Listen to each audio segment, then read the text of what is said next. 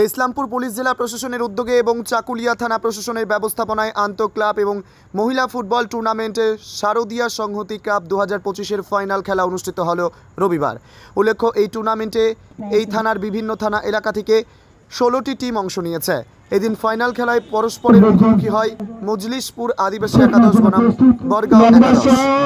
2 গোলে বরগাঁও একাদশকে হারিয়ে চ্যাম্পিয়ন হয়েছে মজলিশপুর আদিবাসী একাদশ। এদিন খেলার সমাপ্তি অনুষ্ঠানে উপস্থিত ছিলেন মহকুমা পুলিশ আধিকারিক রবিরাজ আগাস্তি, বিধায়ক মিনহাজুল আরফিন আজাদ, বিডিও সুজয় ধর, আইসি রাজু সোনার, কানকি পুলিশ ফাঁড়ির ওসি কৌশিক পান্ডে, চাকুলিয়া থানার পুলিশ আধিকারিকরা ও পঞ্চায়েত সমিতির সভাপতি আনোয়ার আলম সহ অন্যান্যরা।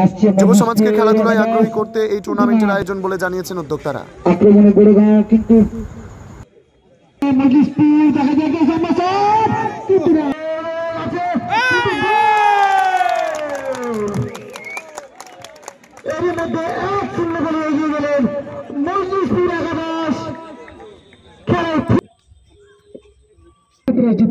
অনুরোধ করবো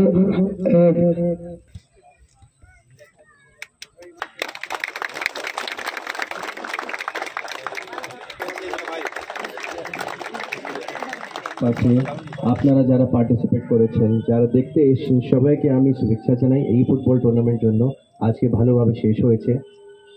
একটা জিনিস সবাইকে মনে রাখতে হবে, যারা পার্টিসিপেট করেছে আই স্পেসিফিক্যালি কংগ্রাচুলেট দেন। আপনারা আছেন সবার জন্য একটা ইন্সপিরেশন।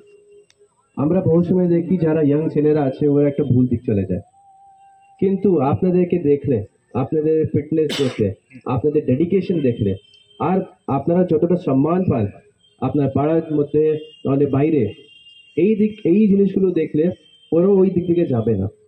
সেটাই আমার একটা চেষ্টা ছিল যে আমরা আপনাদের সবাইকে একটা ইন্সপিরেশন জন্য আমরা দেখাতে পারবো যে এইভাবে একটা মানুষকে থাকতে হবে, এইভাবে ফিটনেস রাখতে হবে, আর সম্মান পাতে হবে। ধন্যবাদ সাহেব, আইসি সাহেব এবং সকল যারা এখানে হাজির হয়েছেন এই খেলাটা উপভোগ করার জন্য। আমরাও হাজির হয়েছি। আজকে রবিবার বিকেলে একটা সুন্দর এরকম একটা অনুষ্ঠান আমরা খেলার দেখতে পেলাম এবং এনজয় করলাম। আমরা যে সবাই এখানে উপস্থিত হয়ে এতক্ষণ দাঁড়িয়ে আছি, এতেই বোঝা যায় খেলাধুলার প্রতি প্রত্যেকের একটা এখনো ভিতরে একটা আছে সেই খেলাধুলার মানসিকতা। এটাই থাকা দরকার। এই মানসিকতার মাধ্যমেই যে পরবর্তীকালে যেগুলো এমএলএ সাহেব বললেন সেগুলো, আর এসডিপিও সাহেব বললেন, সেগুলো কাটিয়ে আমরা খেলাধুলার মাধ্যমে নিজেদেরকে আরও ভালো, মানে সেই পুরনো দিনে ছোটবেলায় আমাদের যে পরিবেশ ছিল সেটা যদি ফিরিয়ে আনতে পারি তাহলে সেটাই খুব ভালো হবে। সকলকে এখানে উপস্থিত থাকার জন্য আমার তরফ থেকে ধন্যবাদ।